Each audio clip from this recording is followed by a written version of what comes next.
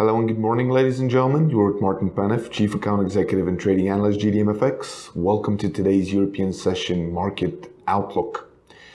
Starting with the usual North American markets coverage first. Yesterday, the Dow Jones was pretty much moving sideways.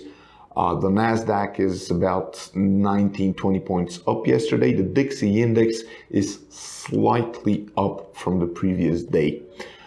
Yesterday, we had reports for the initial jobless claims, which came out 4,000 weaker than the expectations. Also, we had factory orders month-on-month reading, which was 0.3% better than the expectations. Today, we have the non-farm payrolls and unemployment rate. Also, average weekly hours reports, labor force participation rate, and also we have the trade balance consumer credit change as well. From the NFP, a positive reading can both lift speculative appetite and rate forecast, which bolsters the fundamental outline of the United States dollar. Another more unique aspect of this particular month's data is the intensity of surpriseness necessary to motivate the market. In the last jobs update, the actual figure was 107,000 jobs above consensus, which was the biggest number above expectations since November 2009. The result prior to that, for May statistics, showed a miss of economists' consensus forecast for the turn of 122,000, which matched the worst outcome since November 2008. These are significant surprises that are difficult to live up with. Much less outpace is what is going on. Further to the market, the sensitized by the impact of events like the US second quarter GDP, the Bank of England rate decisions, it might be also difficult to rouse the same degree of volatility and trend development. We also have a few events for Canada, for the Canadian dollar, which are pretty much related to participation rate, unemployment as well. Also, we have the net change in employment, IV Purchasing Manager Index. These are the reports for the Loonie scheduled for today. Moving to the UK markets, first, of course, the FTSE 100 gained about a little bit over 100 points, closed at 6,710 yesterday. The Bank of England interest rate vote, they voted for 0.25% rate cut. The vote was 9 versus 0. So also the asset purchasing facility decided to add £50 billion increase. Sterling dropped with more than 1.4% yesterday after the Bank of England decided to cut its key interest rate and increase its asset purchasing facility. The pound lost major ground against all of its major rivals, touching a 4-week low versus the US dollar. The MPC also unveiled a 10 billion corporate bond buying program for the next 18 months, as well as up 100 billion pounds budget for keep commercial banks steady and fueling the economy. The cable has now lost more than 12% in value. We took the steps because the economic outlook has changed markedly. This is what Mr. Carney told reporters in London yesterday. Indicators have all fallen sharply, in most cases, to level last seen in the financial crisis and in some cases to all-time lows. In its monetary policy report, the MPC have slashed the growth forecast from 2.3% to 0.8% for next year, and from 2.3 to 1.8% for 2018. This year forecast remains unchanged at 2%.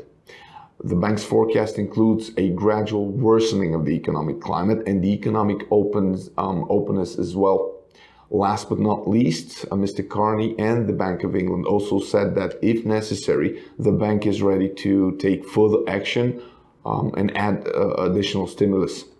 In numbers, the cable yesterday did 200 pips down versus the yen. The pound slid 215 pips yesterday. 280 was the range versus the Aussie. 380 pips down yesterday from 405 pips range. versus the loonie, 335 pips down yesterday from 415 pips range, versus the New Zealand dollar, 335 pips range yesterday, 390 pips range, and versus the Swiss franc, 185 pips up yesterday, 245 pips range. All of those pairs are pretty much going sideways today, so we're going to wait and see what happens in the afternoon.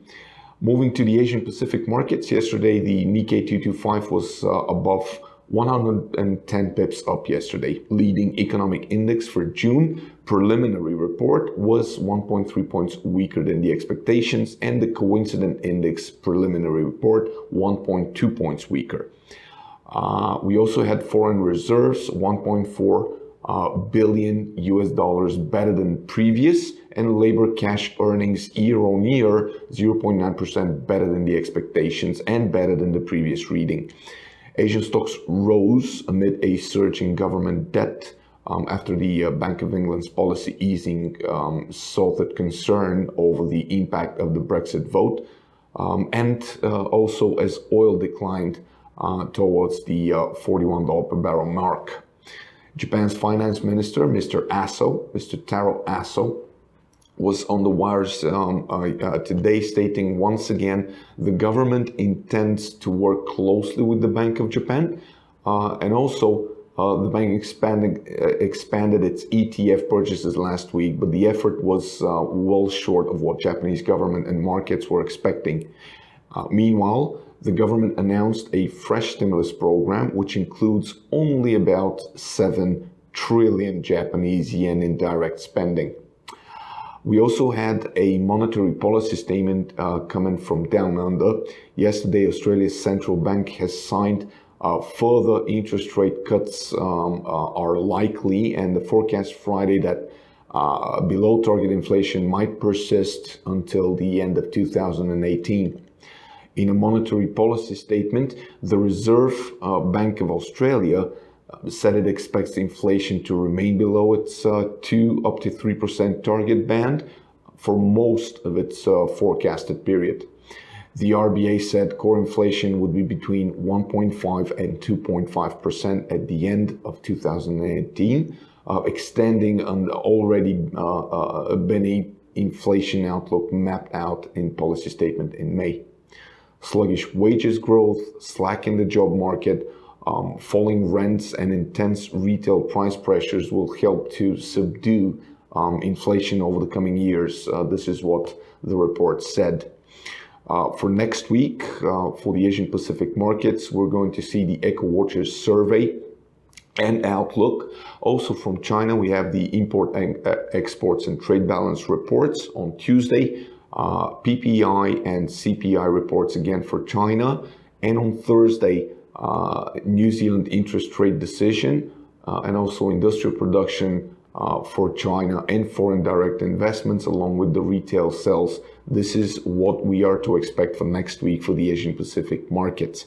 Moving to the commodities sector, the S&P 500 index had a range of about 10 points. Currently, the quote is about 2,160, going pretty much sideways. Yesterday, we had the EIA natural gas storage change report, which declined by 6 billion British thermal units compared to forecasts for increase of 2 billion. This was as recent heat wave prompted households to ramp up their air conditioning, of course. Crude futures rose sharply yesterday amid heavy short covering as oil prices continue to rebound from a lengthy midsummer rout, one day after reports indicated that the massive supply glut in gasoline inventories could be showing signs of leveling. Oil prices fell on Friday as a crude and refined product glut weighed on markets, and investors eyed a possible stutter in the China's imports, ending a 2-day short covering rally. The WTI had a $1.60 range yesterday, is up to $41.50 per barrel currently. Gold prices erased overnight losses after the Bank of England cuts its interest rate for the first time in 7 years.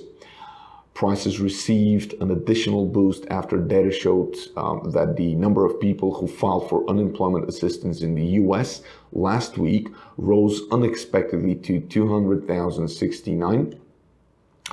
Gold had a range of about $17. Currently, the price is around 1,364. Today, we have the Baker Hughes oil rig count report as usual. That was pretty much all from me for today. Thank you very much for your attention. I wish you a successful trading day. Cheers. Bye-bye.